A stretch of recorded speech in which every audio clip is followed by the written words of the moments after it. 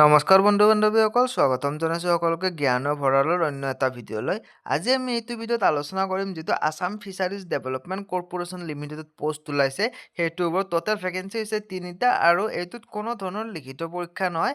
আপোনালোকে একদম ইজিলি আপোনালোকে এইটোত face to face interview face কৰিব পাৰিব। কেনেকৈ কৰিব, কি কোৱালিফিকেশ্যন লাগিব, কেতিয়া হ'ব ইণ্টাৰভিউ, গোটেইখিনি আজি আমি এইটো ভিডিঅ'ত আলোচনা কৰিম। যিসকলে ইণ্টাৰেষ্টেড আৰু জব বিচাৰিছে তেওঁলোকৰ কাৰণে বহুত ভাল অপৰচুনিটি হয়। আপোনালোকে এলিজিবল নিশ্চয় আপোনালোকে ইণ্টাৰভিউটো ফেচ কৰিব। ইয়াত লিখিত পৰীক্ষা নহয়, আপোনালোকে নটিফিকেশ্যন দেখিব পাইছে ৱাক ইন ইণ্টাৰভিউ। তো বলক ভিডিঅ'টো আৰম্ভ কৰোঁ, গোটেই ডিটেইলছ কৈ দিওঁ। এয়া স্ক্ৰীনত দেখিব পাইছে আছাম ফিচাৰিজ ডেভেলপমেণ্ট কৰ্পোৰেচন লিমিটেডৰ তৰফৰ পৰা নটিফিকেশ্যন ওলাইছে। A walk in interview will be held on 21 February, অৰ্থাৎ 21 ফেব্ৰুৱাৰী 2026 তাৰিখে দিনৰ 12:30 বজাত যিটো অফিচ আছে, office of the managing director Assam fisheries development corporation limited, VIP road, গুৱাহাটীৰ, এইটোত আপোনালোকৰ যিটো ইণ্টাৰভিউ আছে সেইটো কণ্ডাক্ট হ'ব।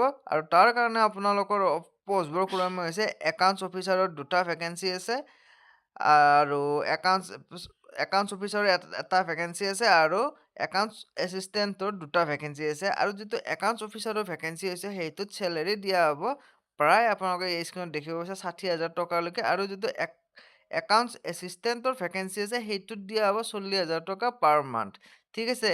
আৰু লগতে আপোনালোকক একাউণ্টছ অফিচাৰৰ ইয়াতে কোৱালিফিকেশ্যন দিয়া আছে।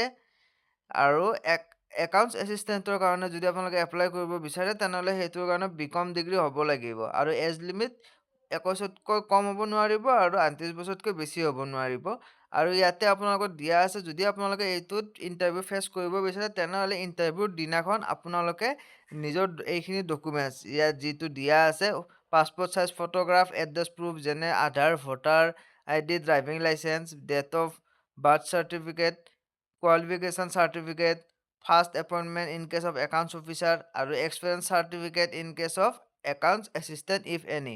তো এইখিনি ডকুমেণ্টছ আপোনালোকে লৈ 21 তাৰিখে আপোনালোকে ইণ্টাৰভিউ দিব যাব লাগিব যদি আপোনালোকে জবটো পাব বিচাৰে। তো এইখিনি আছিল ভিডিঅ'টো। কিবা ডাউট থাকিলে কমেণ্ট বক্সত জনাব। এনেকৈ এইটো পষ্টৰ কাৰণে বহুত সুন্দৰ পষ্ট হয়, যদি আপোনালোকে এলিজিবল হয় নিশ্চয় এপ্লাই কৰিব।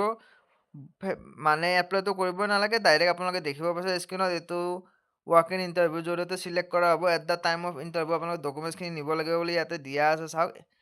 The interested candidate are required to appear the walk in interview with the following documents in original and photostat copies. আপোনালোকে অৰিজিনেল আৰু ফটো ষ্টেট দুয়োটাই নিব লাগিব ইণ্টাৰভিউৰ দিনাখন। আৰু ইয়াত ফ্ৰেছাৰ যিটো একাউণ্টছ এছিষ্টেণ্টৰ পষ্ট আছে তাত আপোনালোকে ফ্ৰেছাৰ আৰু এক্সপিৰিয়েঞ্চ সকলোৱে এপ্লাই কৰিব পাৰিব। আৰু চেলেৰি দিয়া হ'ব 40,000 টকা। বহুত সুন্দৰ পষ্ট হয় আৰু BCom বিচাৰিছে, গতিকে বহুত ইজিলি আপোনালোকে এপ্লাই কৰিব পাৰিব। এইখিনিয়ে আছিল ভিডিঅ'টো, ধন্যবাদ।